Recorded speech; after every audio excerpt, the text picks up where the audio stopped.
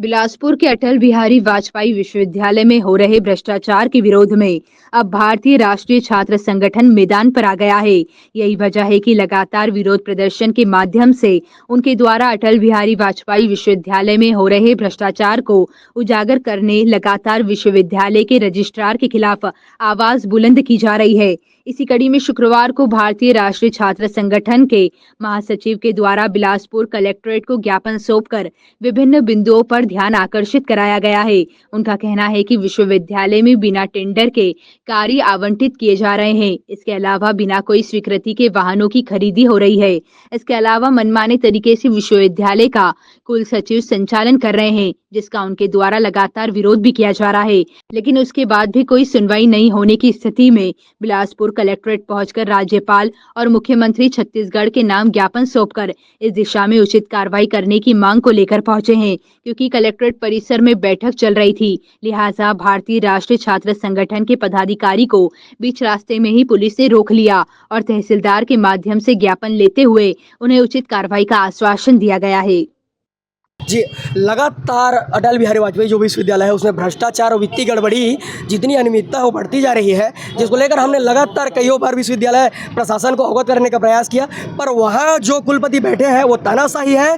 वो बहरे हो चुके हैं, गूंगे हो चुके हैं, अंधे हो चुके हैं। उनको किसी प्रकार की छात्रों की समस्या, भ्रष्टाचार, अनियमितता दिखाई नहीं देती है। मनमाने तरीके से विश्वविद्यालय चला रहे हैं। पिछले 2 साल से अटल बिहारी वाजपेयी में नियमित कुल सचिव की नियुक्ति नहीं हुई है, फिर भी अपने मनमानी तरीके से शैलेंद्र दुबे को, जिनकी जो उप कुल सचिव जो बने हैं, जिनका प्रमोशन जो हुआ है वो गलत तरीके से हुआ है, श्रेणी बदल कर किया गया, उच्च शिक्षा विभाग द्वारा गड़बड़ी करके जो किया गया है, उनको वो कुल सचिव बनाकर बैठे हुए हैं। उसी प्रकार ये जो भी अभी तक पोर्टल से संबंधित सबसे बड़ा घोटाला है, पहले भोपाल की कंपनी जो थी विश्वविद्यालय संबंधित जितने डॉक्यूमेंट होते थे, जो गोपनीय चीज़ होती थी, उसका संचालन करती थी, अचानक कुलपति के आते ही उस पोर्टल को परिवर्तित कर दिया जाता है, मुंबई लिमिटेड कंपनी को दे दी जाती है। पुनः जब वो कंपनी अपना कार्य नहीं कर पाती है तो उनको फिर से भोपाल की कंपनी को बिना टेंडर, बिना निविदा जारी किए फिर से भोपाल की कंपनी को दर बढ़ा के पुराने फॉर्म पे उनको फिर से टेंडर दे दिया जाता है।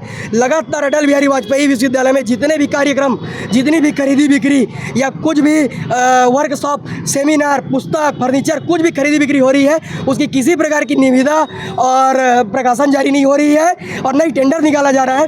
मनमाने तरीके से अपने चहेतों को लाभ पहुँचाने के लिए अपने व्यक्तियों को टेंडर दिया जा रहा है। उसी प्रकार बिना प्रशासनिक अनुमति के गाड़ियों की खरीदी बिक्री की जा रही है। उसी प्रकार बिना प्रशासनिक नियुक्ति के